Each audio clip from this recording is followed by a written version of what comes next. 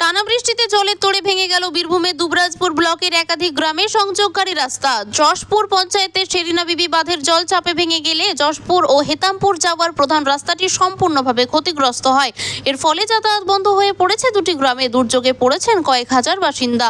পরিস্থিতির ফলে school college পড়ুয়াদের 10-12 কিলোমিটার ঘুরে পথে যেতে হচ্ছে।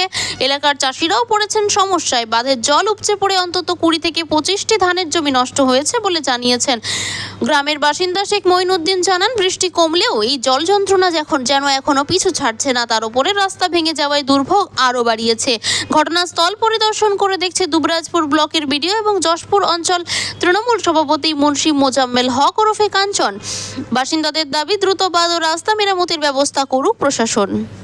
এই অনুষ্ঠানটি নিবেদন করছেন Indralekha Hajmi, Indralekha Chatpata mango, city light digital production, ইন্ডিগোদা বুটিক। এটা আমাদের শেরিনা বিবির বান আর এবং আমাদের যশপুর পছিয়ারা যাতায়াত মেন রাস্তা, মানে ছাত্ররা স্কুলে যায়, কলেজ আছে আমাদের হেতমপুরে। তো এখন প্রবল জলের মধ্যে এই শেরিনা বিবি মেন রাস্তাটা ভেঙে পড়ে কালভার নিয়ে। আর আমাদের চাষিদের যে জমি ধান পোতা জমি, সেই জমি আমাদের অনেক নষ্ট হয়ে যায়। চাষিদের প্রচুর ক্ষতি হয়েছে। সেই জন্যে সেটা সরকারের কাছে আবেদন করছি যে আমাদের রাস্তাটা তাড়াতাড়ি মেরামত করা হোক।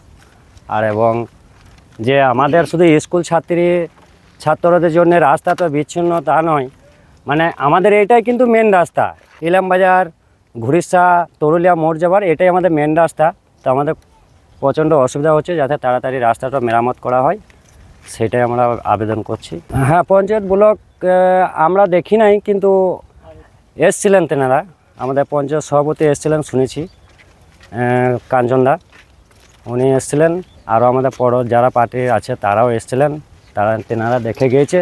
তো তেনাদের কাছে আমাদের একটা আবেদন এবং রিকোয়েস্ট যে তাড়াতাড়ি এই রাস্তাটা মেরামত করা হোক, কেন সামনে পরীক্ষা চলছে, মানে খুবই অসুবিধা হচ্ছে ছাত্রছাত্রীদের।